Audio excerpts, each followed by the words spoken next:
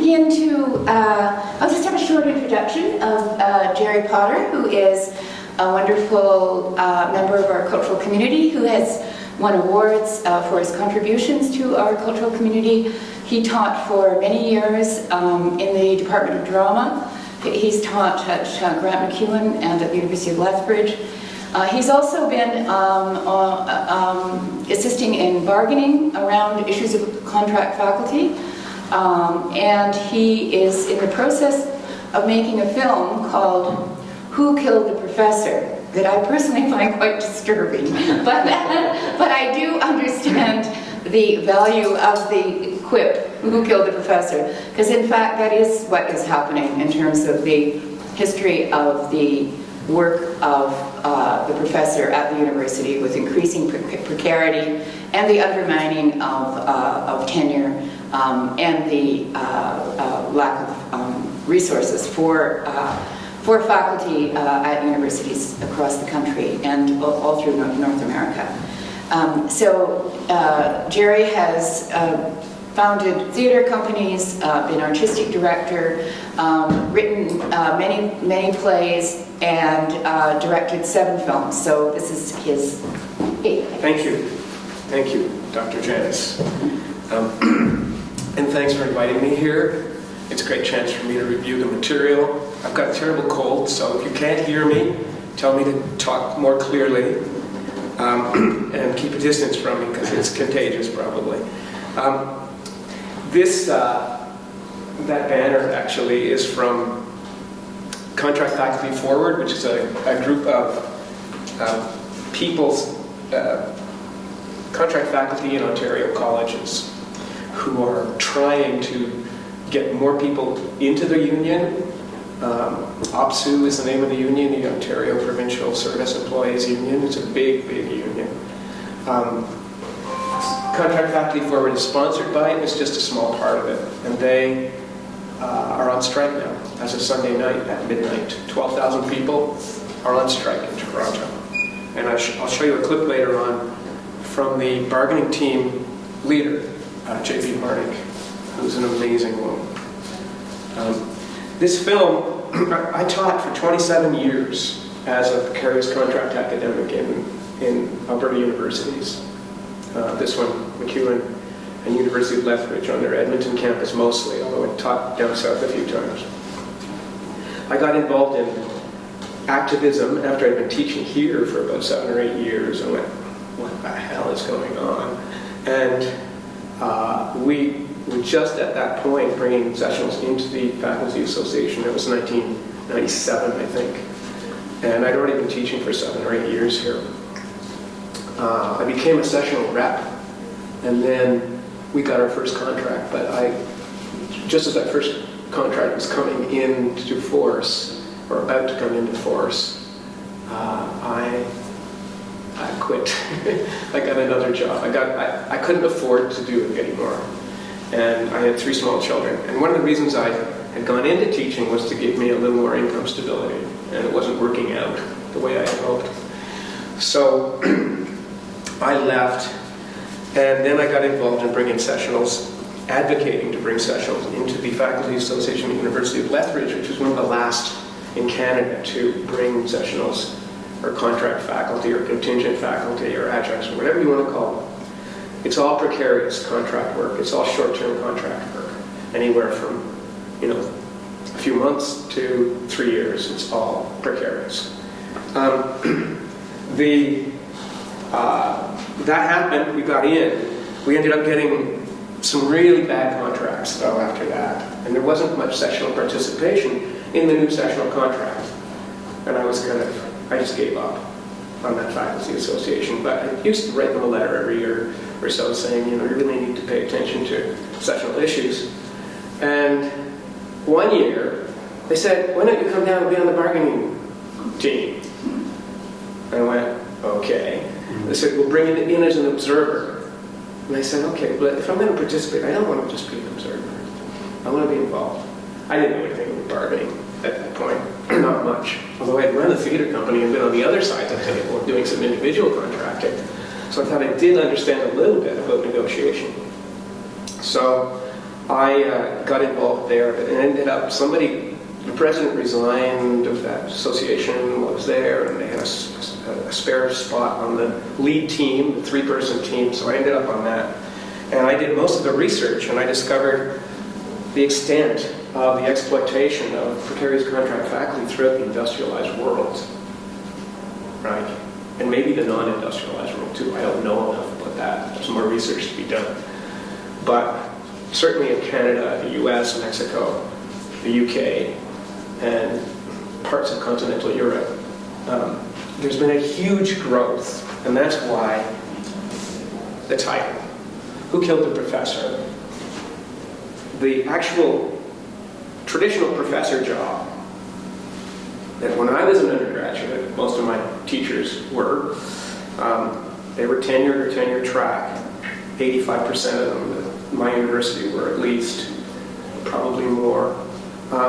Those ratios have pretty well been reversed in the industrialized world. In Mexico, it's now about 80% of the teachers are what they call in Mexico hourly professors. In the US, it's about 73, 75%, depending on which study you pay attention to. In Canada, we don't know for sure. I suspect it's more than 50%. But in Canada, since Harper cut some of the Stats Canada information gathering, and since the universities have been very reticent to give out information, we don't know for sure, but we suspect it's probably half or more. Certainly in MacEwan, where I teach, it's more than half, or where I've been teaching the last few years. I just quit, actually, so I could make this film. So, and I'm getting older, right? So I sort of said, okay, can I afford to stop doing this and make a film? And I thought I would actually get the film financed, but some of the finance didn't come through that I was hoping for. So it's become a kind of a pet project, but I couldn't do it while I was still teaching. There just wasn't time. I've had to travel. I've been to 5 provinces. I've interviewed over 50 people already, and I'm learning a lot, and I'm having a good time. And this piece is coming together. I've met some fascinating people. But there are big steps being taken. Tim and I are both going to a conference sponsored by CAUT, CAUT, Canadian Association of University Teachers in Toronto, this week. And CAUT has introduced a major study of what's going on. How many contract academics are there? What are their working conditions, etc. So that is about to happen. And the conference actually is about contract faculty issues. And Stats Canada supposedly is going back to doing more study and getting more information from the universities. But as Glenn Jones, the Dean of OISE in Toronto, the Ontario Institute for Studies in Education, told me in an interview, he said, you know, it's the issue. I said, why is it happening? Why allowed this to happen? And he said, well, it's been invisible in some ways. I don't think it wasn't invisible to me, but it's invisible to some people, and on some levels it is an invisible problem because the students don't know that the people teaching them are subject to enormous stresses, and many are living close to the low-income cutoff line, right? They don't know, and the public doesn't know. So to some degree it is invisible. Anyway, that's my title. I wanted to grab people. It was going to be Who Killed Professor Plum at one point, but we figured there'd be copyright issues. I've had various names for it, Professor Precarious, etc. But anyway, that's it. What's the experience of precarity about? I'm making this film because I want to reach the public. Okay, it's not for scholars necessarily, although I hope scholars will pay attention too. It's for the public, right, and our students. And politicians, whoever else, right? Because we need them to know. We need it not to be an invisible issue. And film is not purely an intellectual medium, as you, I'm sure, are fully aware. So some of it's emotional. What's the experience? Like film is fairly good at, like theater, it's sharing experience. But yeah, the job itself, I love the work. I love the students I work with, my co-workers. I love. What's frustrating though is not knowing if I'm going to be working again, if I'm going to be doing this for another 6 years, is this ever going to turn full-time? Depending on my contract, I may or may not have benefits. You're trying to support a family. I am. Yeah, and that's nothing I have to consider for my children. I have 3. They're all very young right now, so trying to put them in programs is sometimes difficult. Saving for their education. Sorry. So that's the experience of a precarious contract yourself. You already know this. But we do have to reach people on an emotional level, and it is a deeply emotional experience, and we have to talk about emotions as real things. You can't just talk about numbers and money, though we've got enormous arguments from the money perspective. But precarity damages everybody. It creates huge stress, as you can see in that bit. Poverty, it creates actual poverty. Many contract faculty are actually below what we used to call the poverty line, what we call now the low income cutoff line, right? 23% in the US are on some form of public assistance, food stamps, Medicaid, these things. There's a professor in Denver who organizes other adjuncts to carpool to go to the food bank, right? And I have met people during the course of this film who use the food bank who are contract faculty. None of them would agree to be filmed for that because they internalize that shame. The cost is human, the cost is institutional to our institutions, and the cost is to our society and our students, right? It's going to affect the students when their professors are stressed in this way, right? Okay, and you can hide it all you want. Most of the people doing this kind of teaching are dynamite teachers, right? And doing it for well. They work hard at it, it's competitive. They're often more in touch with a lot of current things happening in their fields than the longer-term faculty, right? They're pretty great teachers, and some of them are great researchers too. Here's a bit of University of Alberta stuff. I got up at 4 one morning to ride to Cold Lake with one of your teachers, where she was teaching. They call them freeway flyers in the US. They're people in big centers like LA and New York and Chicago. We have them in Toronto too, of course, and Vancouver, who teach at one institution. They teach at the college here, then they jump in their car, they get on public transit and go over to teach at a university here, and then they go somewhere else. Right? There's a story, I've been able to find this person, someone who teaches in Kingston, Toronto, Mississauga, like 5 different places in that eastern central Ontario area. We have our own here, though. This is somebody who's been teaching here for 17 years and had been a teacher for quite a few years before that at other institutions as an ESL teacher. She became a voice and speech teacher and drama teacher in the drama department here. She'd been doing it for 17 years when I got in her car one morning with her and went to Cold Lake so she could teach. There have been times where it's been really very young. When you're trying to be with them, you're trying to work, you're trying to, their dad and I scraped together what little bit we could to provide them with something for their own education. So somehow we managed to scrape together a little bit for that. There are definitely challenges, and because it's precarious, because you don't know whether it's what the next year brings, it can be a little harrowing. But as I said, it's not for the faint of heart. It's not. You have to be used to living with uncertainty, and if you're not, it's not really possible for you to do it for very long. And so I had a conversation with my sister, who's the head of a special needs department in a school in Southern Alberta. And she just looked at me and said, I there's no way that I could do what you are doing.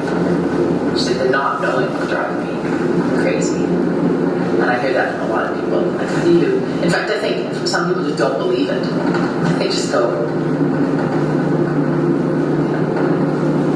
well, you know that you're going to be working there. And when I say to them, well, it's been, I have been working there, and it's been pretty consistent. Although some terms, a couple of years ago, there was no class for me to teach.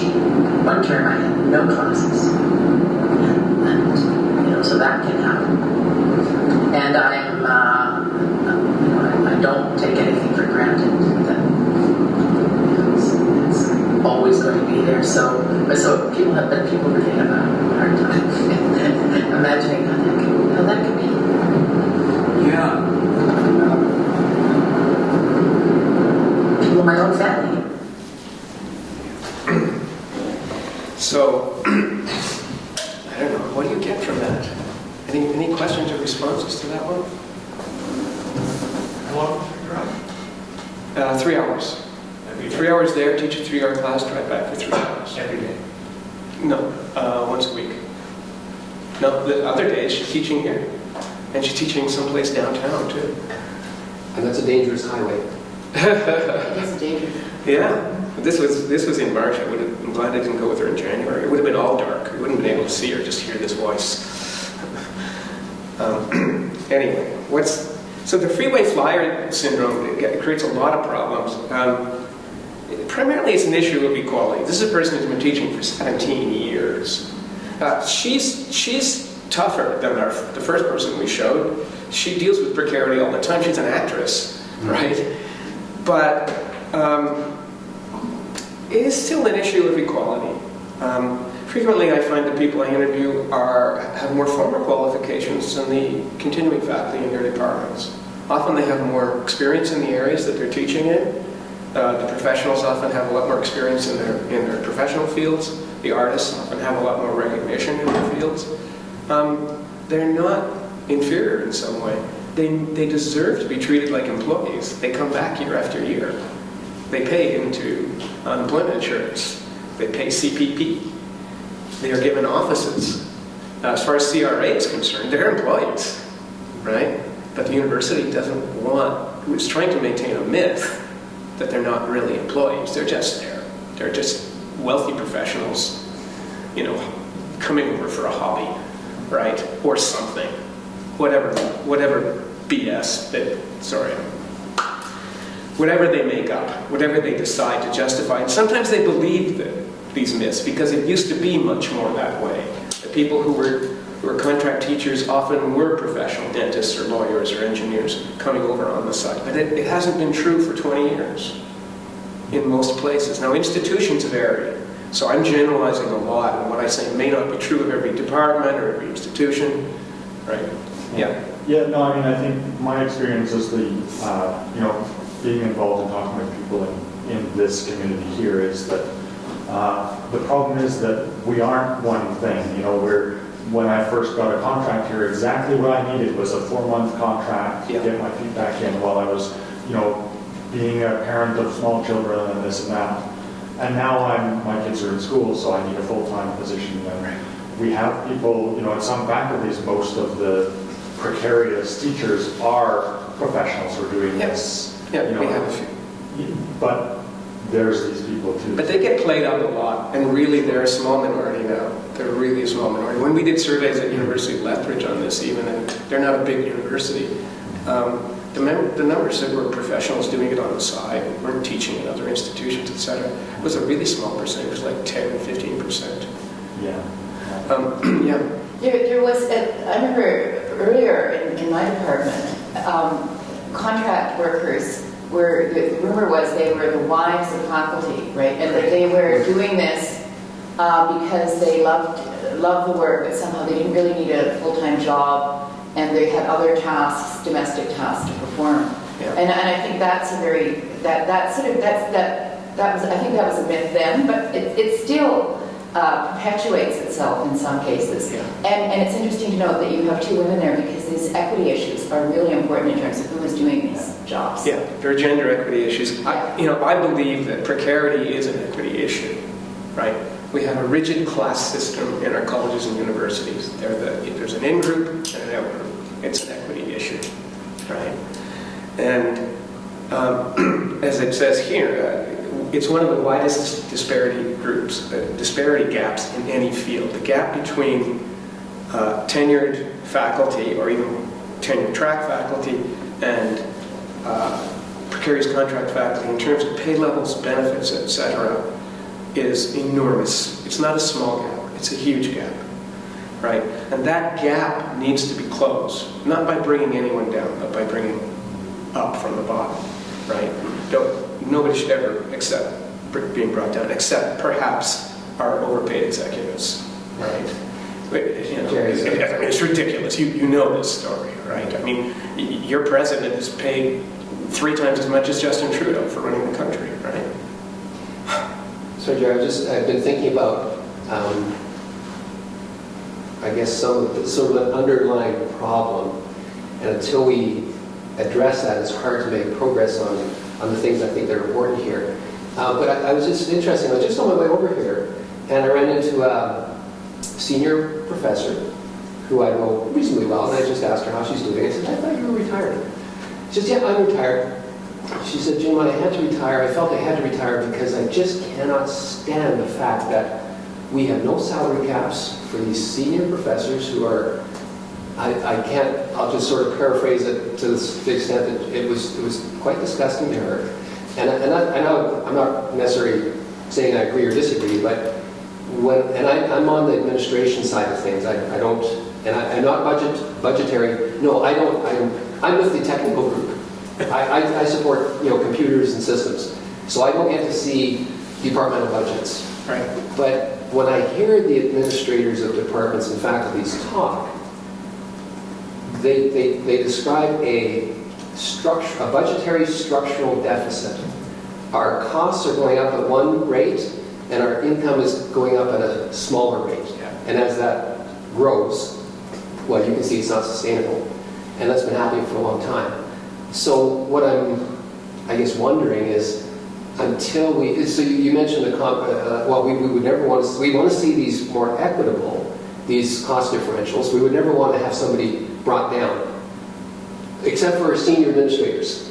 Well, we could look at the so-called... Don't tell anybody I said that. No, I won't. And I don't object. Because we need them on site for a while at least. Well, they do a difficult job, but my point is that on that so-called sunshine list, I mean, I looked at it the first year it was published, there's less than 10% is sort of people in the pure administration. That's what we call APOs. Lots of professors. So these would be, I presume, senior academics who have reached those levels of deans, chairs, assistant vice deans, and all these kinds of things.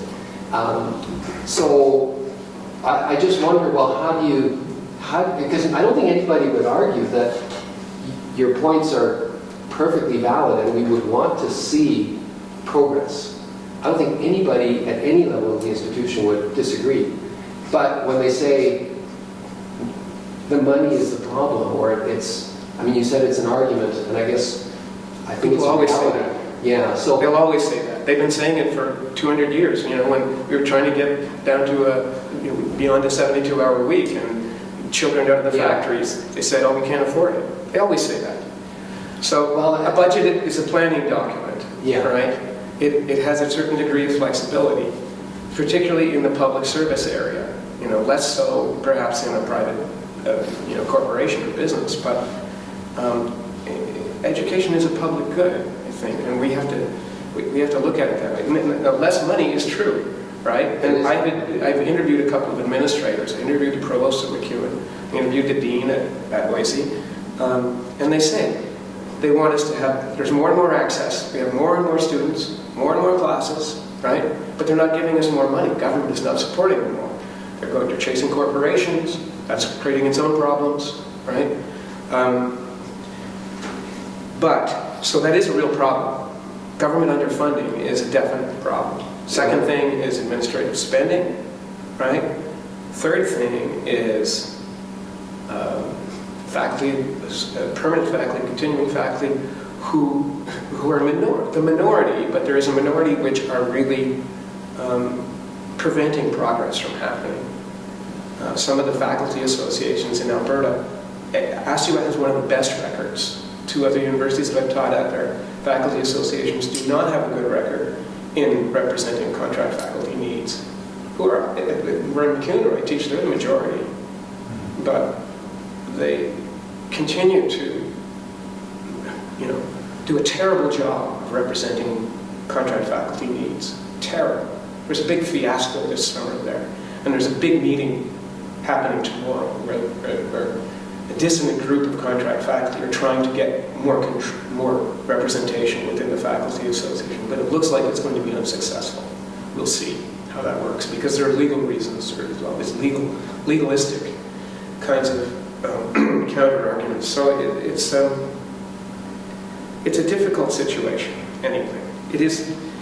But the final thing is, it's not just permanent faculty or some of the more conservative faculty associations, but it's contract faculty themselves who are afraid, who are cynical, who are too busy, who are just apolitical, too conservative perhaps, to get involved. Because we have enormous strength when we work together.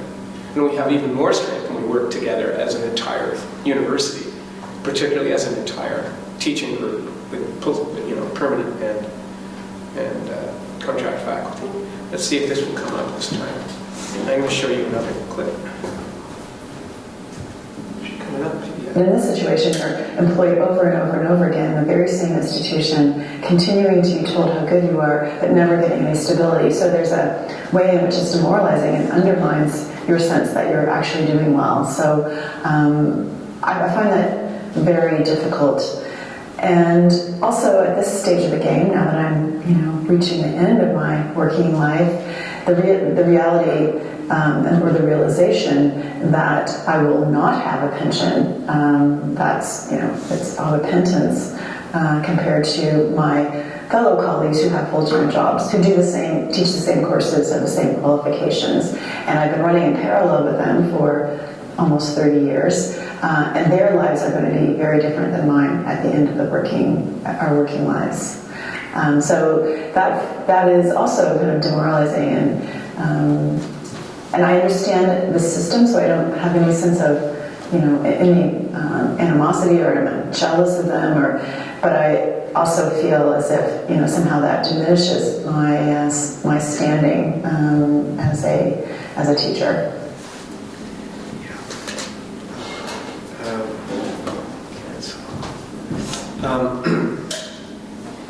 Yeah.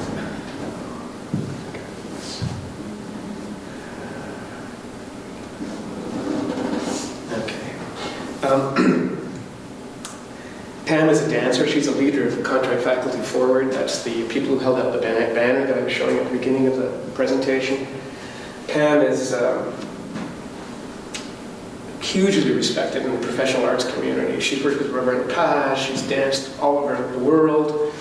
She is the leading contact improv teacher and organizer in Toronto. She's been doing it a long time. And she's about, as a dancer, she doesn't have many years left, right? And as a teacher, perhaps not so many years left, because she has to move as part of the way she teaches. And she has no pension, right? There's lots of people in that situation. After 27 years, I have no pension. I'm 67 years old, I have no pension except the regular government stuff that people get. I would go to faculty meetings at University of Lethbridge, and I would listen to them argue for half an hour about whether they would get invested in the best place for their pension plan. I kind of go, well, what about the rest of us? You just spent half an hour, you're not paying any attention to our needs and interests, but you spent half an hour just deciding whether to switch investment firms. Give me a break. Mind you, that faculty association did do some really good things too. They have faculty associations in general, particularly in Alberta, have kind of a mixed rating as far as I'm concerned. They do some really good things, and there's some great people within them. AASUA is a really particularly good one. Some of the others have some problems. But there's always lots of good people within them, working hard. The team I was negotiating with at the University of Lethbridge, we're like bosom friends for life, right? Because we fought the good fight together and won some things. But pensions and our future seniors, and I guess one of the big questions, to what degree are we complicit in the exploitation of labor of our colleagues? If we're not doing something. Anyway. Okay. Here's another one. This is moving on. This is not so much about the plight as the fight. So let's talk about how to work together and some of those other important things. This is JP, who leading the strike in Toronto right now. JP. Do you think things will get better for contract faculty? I think they have to. I think that the system depends on us banding together across this difference between full-time and contract faculty and working toward a system that actually privileges security over precarity.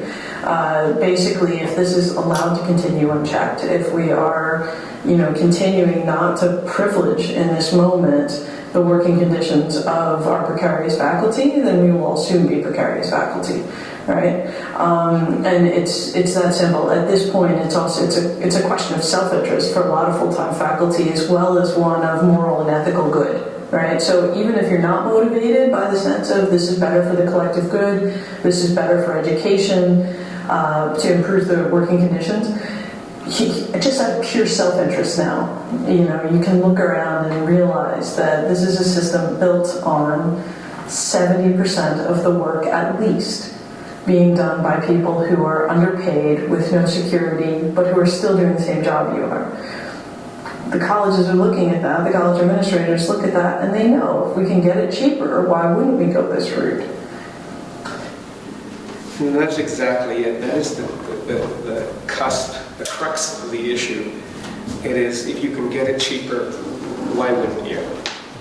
And that's why I believe that teaching stream jobs, which is a good step forward, that's one thing, but it's not going to solve the entire problem.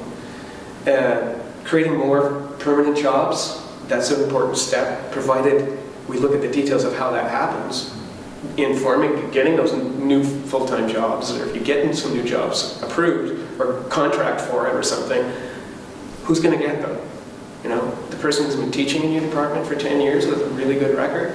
Or are you going to bring in some hotshot researcher who just did their PhD in this, somewhere else? You really got to, if you want the institution to be healthy and strong, you have to treat people the way we want our students to treat everyone in the world, right? It's a human rights issue on many levels, okay? Certainly an equity issue. Okay. And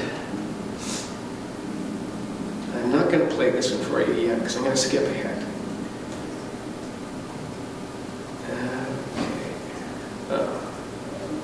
Who is served by it? Oh yes, okay, this is some of the JP stuff. Precarity hurts everybody, I've already said that. Who's served? Who does it serve? On a short-term basis, it serves administrators, I guess, or it serves the budget balancers of the university, and maybe governments who don't want to put more money into universities and colleges. In the long run, though, it damages everybody, because it damages the quality of education, it damages morale within our institutions, that affects our students, that affects the world. Universities and colleges could be model employers. We brand ourselves as democratic, liberal institutions which believe in equity and equality. The reality is that's not what's going on right in our institutions. It's the elephant in the room. It may be invisible to some people, but it's there. And it's an enormous inequity. Okay, the strike issues that JP was talking about, or the strike issues that involve JP, the lady who was just speaking, are governance, academic freedom, and equity for precarious contract faculty. That's what those 12,000 people are out striking for in Toronto right now. I'm not sure I agree with everything that they are planning for contract faculty, but they're,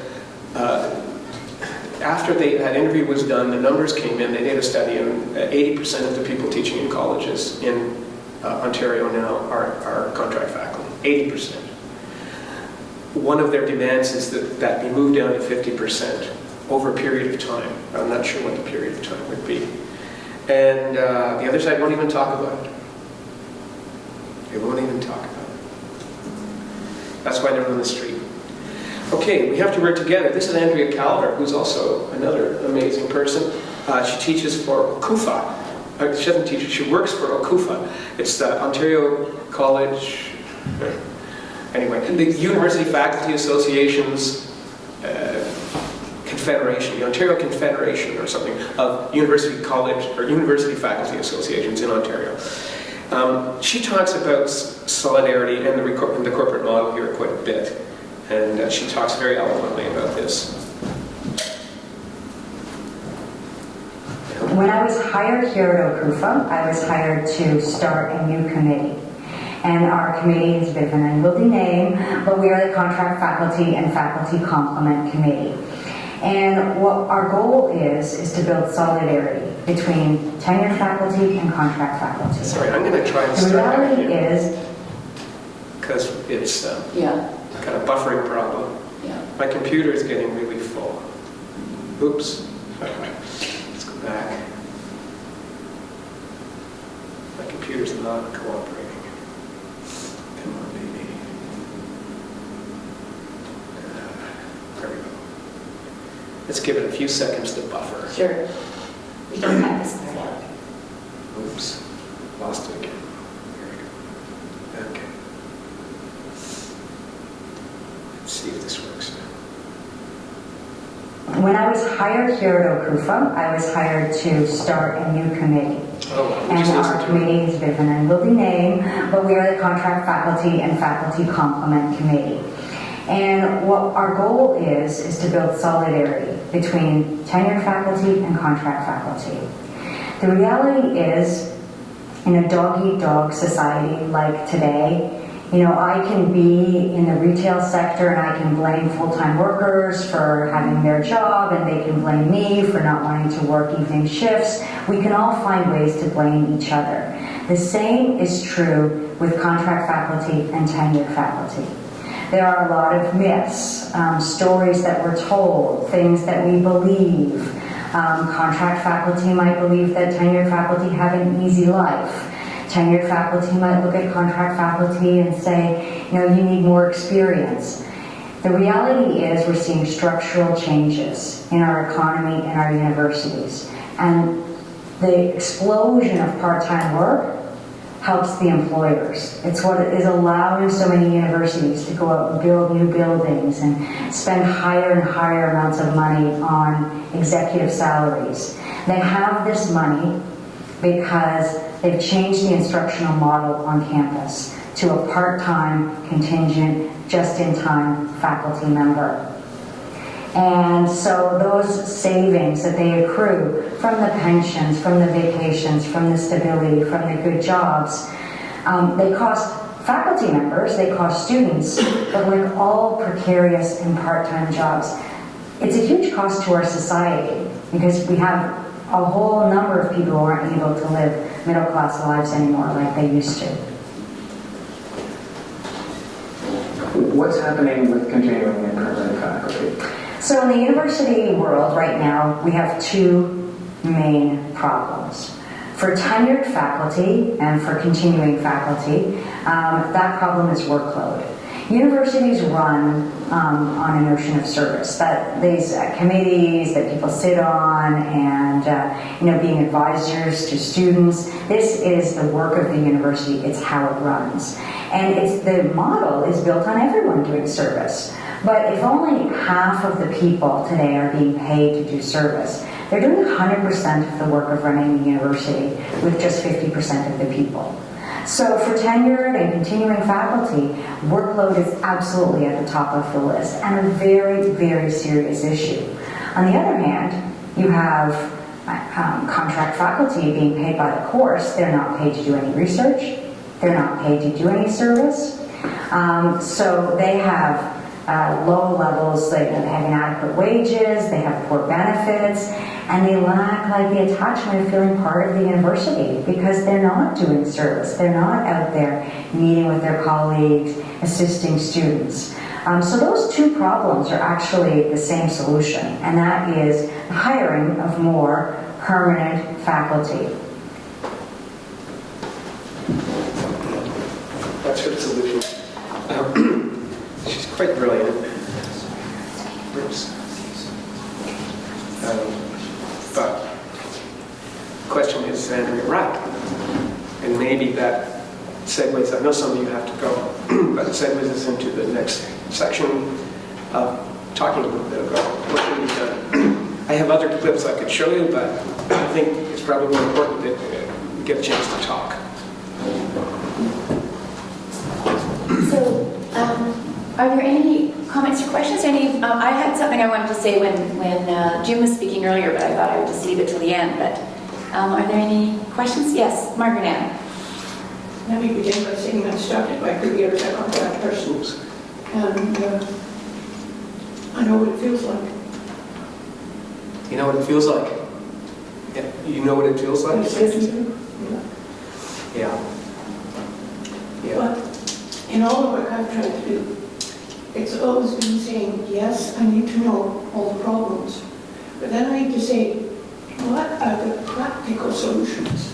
And I agree with Andrea. Hiring a whole lot more permanent faculty would be wonderful, but it's not going to happen because of all the excuses that we've heard given. And so if that's not going to happen right now, that doesn't mean that we don't do something else. We look at what are possible solutions. And one of the ones that I see happening a little bit, and I realize that science is just a little different from the arts. We have not tended to have nearly so many contract faculty because the full-time faculty is approved. But one of the things that we're seeing and talking about is having rolling contracts, so that there's a 3-year rolling contract which is renewed after every second year, so at least you get a year's warning. And of course it's not perfect by any manner of means, because I think it still doesn't include pension, although I think again, if you've been working for a certain number of years, then the pension does kick in. But looking at, it's so easy to say, looking at creative solutions, because just saying, I've come to the conclusion that hitting your head against a stone doesn't help very much. And so I look for the pillow, which might be there that I can bang up against. But that doesn't hurt, and sometimes it produces results. So that would be my sense of, we need to know all this, it's great. But can we end up saying, now, here, what thoughts do we have on how we change this situation? And change it not by asking for things that are not going to happen. It's a good point. I mean, Tim? Yeah, sorry, just sort of to talk to both of those. Our new agreement, which you've looked at a little bit, the new agreement for we're called academic institute staff now, but the sessionals, it has specific categories of contract from the traditional instructor for a 4-month session through rolling, over several years you're going to be teaching for these 8 months and off over the summer, up to what's called the career track, which is a full-time ongoing position. It's still contingent, so layoff can happen if they run out of money or that kind of thing, but it's actually better than what a full-time position in industry is, because you have to give 12 months notice. Like if you run out of money or lose the position, the person has 12 months notice. So that's something. The problem is there isn't any boost to press people into those more secure positions. So it's still possibilities rather than realities. And if they can save money or remain more flexible by not appointing people to those positions, then they won't. Right. So I mean, my ideal is we're always going to want. I think we're always going to want teaching-intensive positions for the sort of workload issues, but to make those positions as expensive as the continuing positions. Obviously, that's the problem that we can't fix now, but we can make it. The new framework. One of the goals was to make it more administratively costly to give someone a series of short-term contracts than to just give them an ongoing contract. I've been teaching for 4 years here in basically the same set of classes term after term, and I've only ever had four-month contracts. If it was easier for them to give me an ongoing contract, the money would be coming from the same contingent pot of money. They'd still have the potential to get rid of me, 12 months from now, if they finally can't pay me. But the admin, they wouldn't have to do effectively a whole new hire every 4 months. It's enormously inefficient. Precarious is enormously inefficient. Yeah. So I think that there's that administrative incentive that we can put in without throwing a lot of money, which solves the precariousness. And then, keep pushing, eventually, sooner or later, there's going to be a little bit more money that we can throw at it and just incrementally make it more equivalent. Because you're right, we can't, it wouldn't be appropriate to say, all right, you folks who are doing really well, you've gone through 50 years or however many years of tenure stream on the which isn't paid great at the beginning, on the promise that you'll get these insane salaries at the end. To say, actually, never mind, you're not getting that anymore. That wouldn't be appropriate either, right? So it's just a matter of, we have things that are not expensive we can do now to solve part of the problem. And you're right, we're lucky here because we have started to solve that already with our list. There are some things where you're not doing so well. In job security area, you've made some steps in the direction of some different kinds of appointments, which is very good. But you don't have any kind of seniority system here.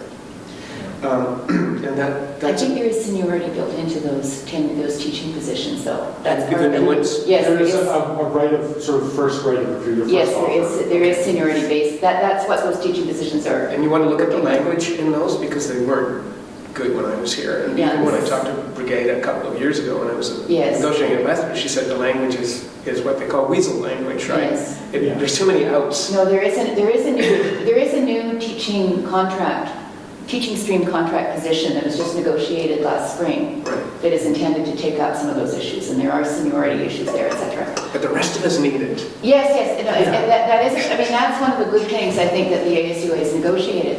One of the issues, though, is that I know that they wanted to do something like more conversion-style appointments, right? And that's not part of it. So you still end up with a sense that somehow people in teaching-intensive positions don't need any time to do research, which seems ridiculous to me. If you're doing high-level courses, high-level teaching, you're not given any compensation for your research. And that seems entirely inequitable and also kind of anti-intellectual, like a strange thing for a university to do. To not reward people for doing the research required to do high-level teaching. The other thing I wanted to mention was just when Jim was talking about high salaries being responsible for the inequity. I do think that there are obviously outliers in terms of very high salaries for some faculty, but that is not the case for all faculty. And there is also a tremendous differential among faculty that we found when AASUA did our salary equity review.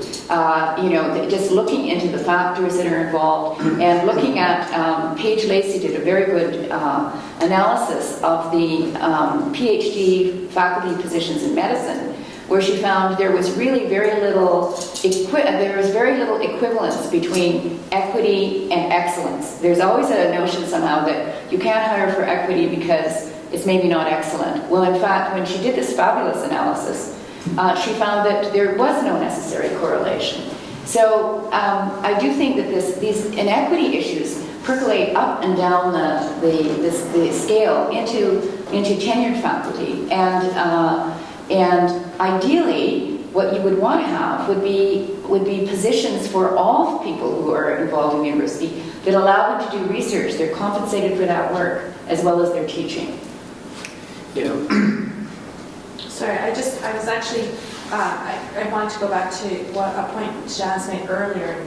I'm not sure if your film will speak to this, but what's the demographic of the individual who are in these positions? I'm curious as to whether you've seen that it tends to be more women, it tends to be more minorities. And is there a correlation between precarious positions and belonging to some of these marginalized groups, which I suspect there probably would be. In Ontario, 66% are women. We know that. I'm not sure. Most of the researchers say that they believe that there's a disproportionate number of the people in contract faculty positions, as opposed to continuing positions, are from visible minorities of some kind. But I'm not sure that the research is very conclusive on that. They did a study in Nova Scotia, and they found that in Nova Scotia there's equal numbers of women and men, but they didn't look into issues of other equity issues regarding cultural background or racializing issues and those kinds of things. Gender issues, they didn't find one in particular in Nova Scotia, but Ontario certainly did. Just on that note, I know the CAUT has advisories, here's the ideals we should shoot for. And one of the things they say is we need to get transparency and information from, you know about this too, Janice, information from the university specifically so we can advocate for our members on the basis of equity and other things. Right. Because without the information, we can't do what our members need us to do on that. That's right, and the Equity Committee, that's one of the things we're really pushing for in terms of bargaining, is bargaining for a new contract that makes it essential that the university administration share data about their employees so we can actually come to understand meaningfully what these relationships are. We don't even know. We don't have any information about salary, for instance. That we did our AASUA salary study on the basis of the Sunshine List, which was incomplete and only for people who made over $125,000 a year, which left out a huge population. But that's a really key issue that we need to have that information so we can properly understand the urgency of some of these issues. One of the very big difficulties in that, and it's been mentioned, like a tremendous number of different categories of people being labelled with different labels. Yes. And maybe doing very similar things, but it's very difficult to recognise that unless you have a job description for every individual one. That's right. Well, yeah, and most pay equity processes include that kind of, equal pay for work of equal value. So that kind of comparator system is necessary to do that too. Yeah. The studies are difficult to do, but they're possible to do. We're supposed to be smart in universities. We can figure out how to do that stuff. Well, they're not difficult. We just need the information. Lots of universities do it. We just don't have the data. Lots of them withhold it too deliberately. There's books written about that. I interviewed someone who wrote a book called Academia Inc. Jamie, what's his last name? Anyway, Jamie in Ontario. Academia Inc., the corporatization of universities, and he has 2 chapters on how difficult it was for him to get information. He had to use access to information law that was relatively recent and quote it back to the universities in order to get information from them on what's going on in their universities. And he got 2 calls from presidents of universities trying to warn him off getting this information and asking him what he wanted it for, etc. He was working on his PhD thesis in sociology at Carleton at the time. And so he wrote that into the book that he published out of this thesis. Getting information is key. And writing it into contracts is key. Like what you need to know and when you need to know it and what form is going to come in. You bargain for it, put it in the contract. there's no reason they can't give you that kind of information. Yeah. Has there been now one brain's not working, where you request access to information to go away? Has that been done anyway? That's all provincial law, so I don't know. And that's theoretically a last resort.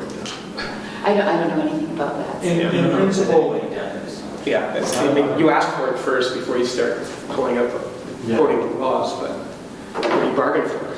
Yeah, as there's certain information that shouldn't be publicly available, but should be available to the bargaining agent for the employee. So I think that, and I don't know what level that is now, but I think, AASUA has been making those requests, strongly worded as, we need this information to represent our members under the legislative framework. Like this is our job, this is what we need. Yeah, like how much people are being paid if they're not on the sunshine. This might be confidential too, but you should be able to get access to, averages, those kinds of things.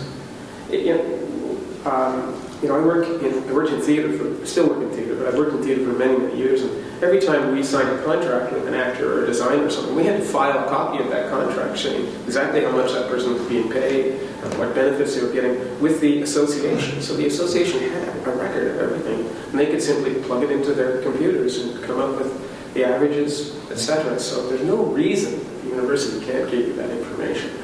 But they make it difficult. When I was bargaining at the University of Lethbridge, I said, well, how many sessionals are we? We're not sure. I said, well, why aren't you sure? Oh, the university won't give us that information. Mm-hmm. Oh, why won't they? Oh, they said it's too difficult to gather. Give me a break. They can gather it if they want to. And if they don't, you put it in the contract and make them. You grieve it if they don't. Yeah, I mean, that is the useful thing about having it in the contract, is then you can grieve it, right? There are, as I said, there are universities, like even when you look at pay equity issues, like University of Toronto, the University of British Columbia, and other universities already have on their website data that is public, and studies of salary equity that are public, right? So it is one that is not, it has nothing to do with whether it's easy or difficult to do, but it has to do with whether people actually are interested in understanding, in having the public understand what's going on in the university. And the fact that we haven't done any pay equity or salary equity equalization ever, when in some universities they're doing their second and third go at it, suggests that we are really behind the times. These issues are all interrelated. They are interrelated. They're all intersectional, whatever you call it. One thing that you mentioned stats for different places. I was paging through all my notes from our meetings, and at one meeting someone mentioned that, I think it was Brigitte mentioned that 40% of the teaching academics at the university here are contract academics. I think this is 2015. And 49% of the courses taught were taught by contract.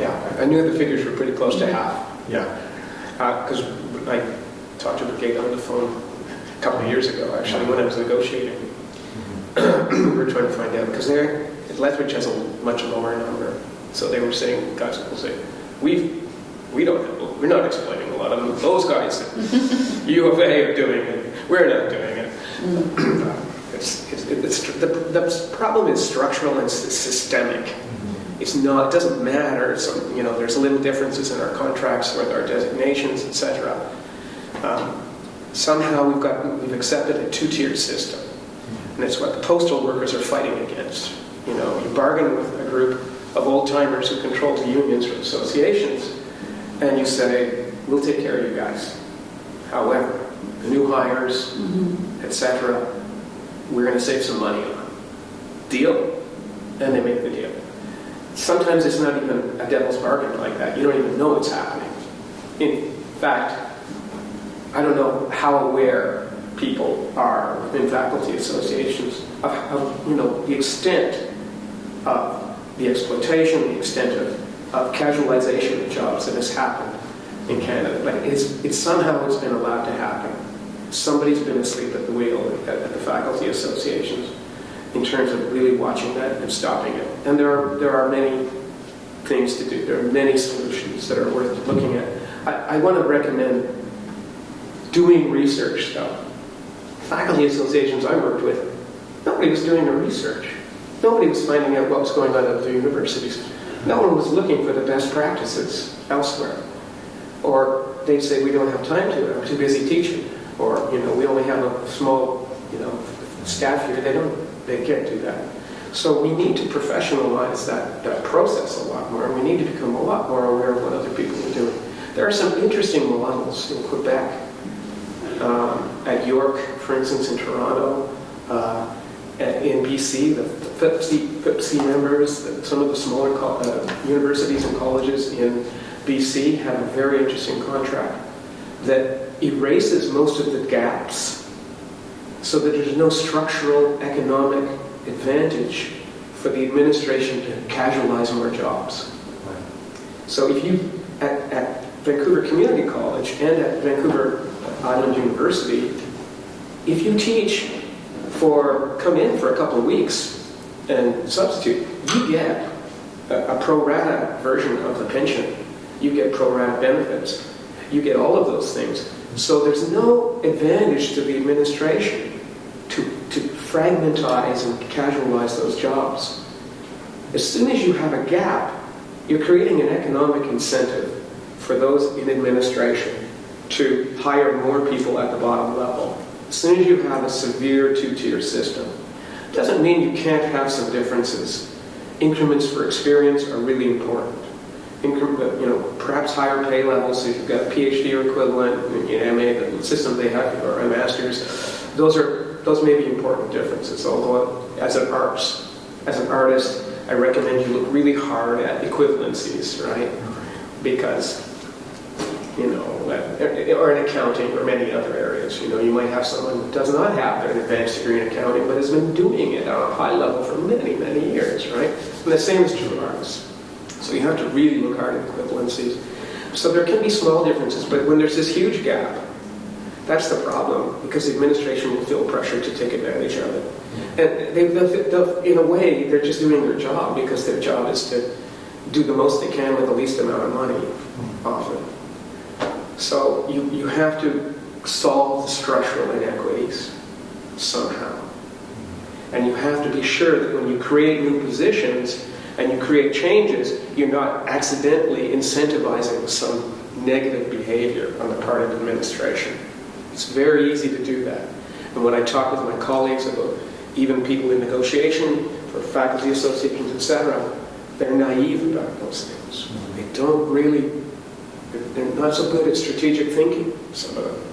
And they do stupid things. No, I remember that when I was in Scotland, there was a rule that was meant to help regularize people. If you've been on contracts for 5 years, you're automatically regularized. Right. Makes great sense until the administration thinks, okay, well, you're at 4.5 years, we're going to let you go for whatever the cool-off period is, and then we'll hire you back. So it reduced the employment rather than increasing the... Yeah, you have to be really careful about how you do those things. And there have been some terrible things done to help sessionals. And I was at University of Lethbridge when we came into the faculty association there. Sessionals became part of it. The first thing they did was negotiate with the university a deal that said that sessionals can only teach 1 course per term. And I wrote to them and I said, well, why did you do that? They said, it was to help you. It was to help me. How's that going to help me? I've been teaching 5 or 6 courses a year for several years. And there's a lot of other of my colleagues who are in the same situation. Well, it helps you because it forces them to move you up to a term position, which costs more. It's a higher salary level, and it's a 1 or 2 year guarantee, right? It's like one of these rolling term or other positions. I said, well, why wouldn't they just hire another sessional? If they take away my 6 courses, they could hire 5 other sessionals to do it, right? Oh, well, that would happen. And it did happen.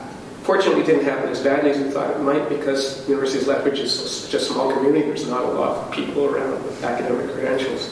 But it did happen. They're in the weird position of having only 10%, when I was negotiating, of their faculty were contract faculty. As far as we could determine, we couldn't get very good numbers. But 20% of the course, 10% of the courses were taught by contract faculty. 20% of the membership was contract faculty. So what they've done is they have twice as many people as they had before, right, at least. So they're not really solving the problem. Some other universities have used percentages and said, overall percentage, you could, cannot go beyond this. Like if you've got 40% of the people teaching here, 49% of the courses, you could negotiate and say no more than 52% can be contract faculty. So the numbers just don't keep going up, because they will keep going up if there's an economic incentive to do it, right? So you've got to stop it. Give them a little wiggle room, give them a couple more percentage, but stop it. And when you convert when you create these longer term positions, make sure that the people who are in those positions, convert them as much as possible rather than make them compete for them. Because if they're good enough to have been doing the job for 10 years, they're employees already. De facto employees, so give them that honor. My God, And they don't. And we see this happening. I've interviewed several people who have worked in departments for years and years and years, and these are people who have excellent teaching records and often excellent research records, but they're taken for granted. They've been around. So the permanent job comes up in their department, they don't even get interviewed. This has happened to quite a few people. So the grass is always greener, right? There's a terrible sexist expression that our mothers used to tell our daughters if they can get the milk for free, why buy the cow, right? It's horrible, but that is what is happening to so many specialists, right? You create these full-time jobs or new jobs if you can get the money to do it. Yeah, and I don't agree that it's set in stone. I think that governments can be pressured. That's why I'm making this film. I think the public needs to know what's going on, and I think eventually there will be some public pressure. Generally, people in the surveys in universities, in Ontario certainly, the vast majority of people want their universities and colleges to be ideal employers, to be good employers. They want a good atmosphere there. They believe in public education.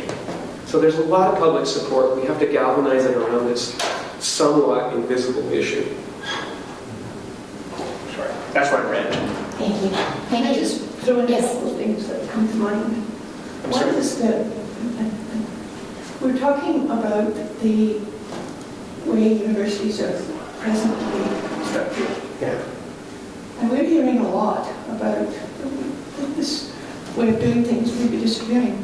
And we disagree quite quickly. If we go to blended classrooms and flipped classrooms and MOOCs and all the other things that are going on. And so I think it's always good to maybe take that into account as something which may affect things fairly dramatically as the whole university system. The other thing that comes to mind, and I recognize that particularly, we're a research-intensive university.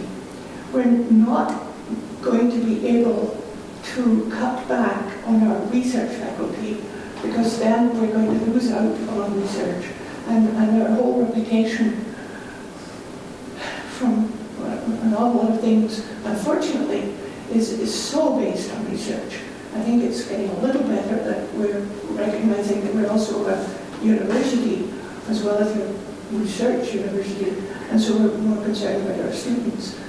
But that argument, of course, is not as strong for colleges or less intensive research universities. It was hearing you say that the number of contract faculty is always going to rise, and I think maybe there are arguments which would suggest that that won't necessarily happen at large research universities, because there's another side to this whole story, that we're totally dependent on people doing research. Well, I hope you're right. I hope you're right. I would say, though, that the evidence is pretty strong that it is growing here. I mean, if it's already at 40 or 49%, that's a lot more than it was when I was a grad student. In my department, it's more than 50%. It's quite for the first year last year. English departments are notoriously the worst departments. Well, no, I don't know whether we're the worst, but we do a lot of service teaching.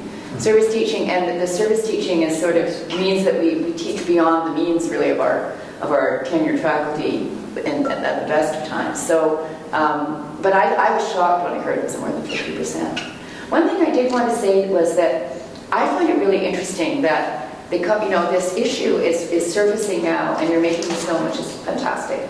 But that when I was a union steward, and it was in the 80s, for a graduate student union that also had contract faculty, we were talking about conversion appointments. And at that point they did, soon after that, they did negotiate, the union did negotiate conversion appointments for contract faculty. They were competitive and they're not perfect, but that was like 25 years ago or maybe even longer.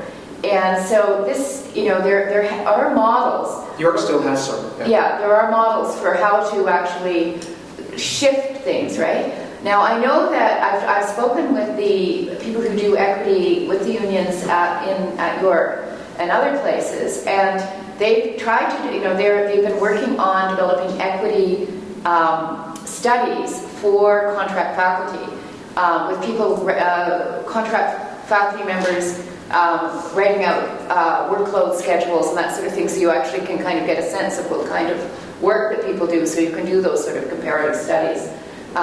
So that seems like a good progress, but there isn't really enough of that. And I just feel like the history of this has been very scattershot and long in coming to many places, and there's a sort of amnesia about what has happened 25 years ago that could have happened everywhere. There's no reason it couldn't have happened elsewhere. We need more good studies that you're doing that actually get around what's happening currently, what's been happening in the past, what are the issues. We really need those. And we need good information and surveys. There is, a little bit more being done finally, but whether it will be acted upon, whether it will be remembered in future years, who knows, right? Your faculty association, I'm wondering how much history it keeps, so that if one set of bargaining things are, some things are negotiated for, some things are won, some things are lost, some things are set aside. Do you go back and look at what has been gained and lost and put on the side in the past, so that you can pick up, so that your institution has some institutional memory. Yeah, one of the problems with Precarious is that universities are losing institutional memory because people are coming and going so much, and it's precarious. And that's very bad for the quality of the institution, as well as society in general. I think there is a memory of these things here, and I think the teaching stream positions that came out were trying to respond to long-term injustices, but I also think that they're partial and inadequate, because they don't deal with some of the fundamental issues about what it means to be a university teacher / researcher at a high level, right? And so, but it's I think people were negotiating that in good faith and felt it was some progress anyway. One of the things I also am starting to really see is that we have so much in common with other workers, right? We separate ourselves all the time in various ways, right? Universities are very hierarchical places. There's levels of prestige and status. And sometimes we have to never let go of our goal for excellence. Never. But really stop attributing it to the person and start attributing it to the work that's done, so that people won't cling to their positions so desperately. Even at McEwen, things come up like some of the arguments within the faculty association, people saying, "Oh, we're not a union, we're an association, as if this is somehow better. We're not a college, we're a university now, as if this is somehow better," right? Let go of some of that stuff, please. We're in the same position as people who work at Walmart, many of us, right? We are all workers, right? Unless we're in administration somewhere. And that, anyway, let it peeve, but something that we could gain so much from. We can learn so much from what unions are doing. We can learn so much from what other groups are doing, and we can share it and benefit from it. And it will, in the end, it will benefit everyone. Even the administrations don't really benefit from this system.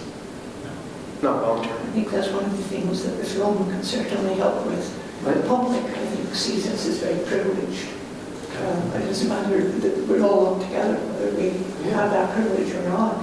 And so to show that universities are not the idealized places that perhaps the public thinks they are. Yeah. I mean, I love universities and I love teaching, but you know, there's so many things we could work on. We need to work on it hard. And if we don't, it's been way too long, right? This problem has been taking too long. There have been people writing books about it, 30, 40 years ago. And situations like Janet's talking about what was going on at York 25 to 30 years ago. No, we're not making as much progress as we should on it. And it is, CBC's documentary on Ira Bazin's radio documentary is called Canadian University's Dirty Little Secret. Right? It's not the only issue that's very, very slow in changing. What? It's not the only issue that's very slow in changing. Yeah. When I was in negotiation at University of Lethbridge, when I was flying down there, I was listening to a Joe Plaskett song called "It's Taking Too Long to Get Better," and I thought, I want to just walk into the room and play this for them. Because it is taking too long. Well, on that note, I think I'll just thank you very much, Gerry, for your presentation and wish you much good fortune in your film. I'm really looking forward to it, as we all are, I'm sure. Thank you so much for coming. Thanks for inviting me to come. Thank you. Great conversation and great chance for me to organize my material a bit. When will the film be done? When will it be done? In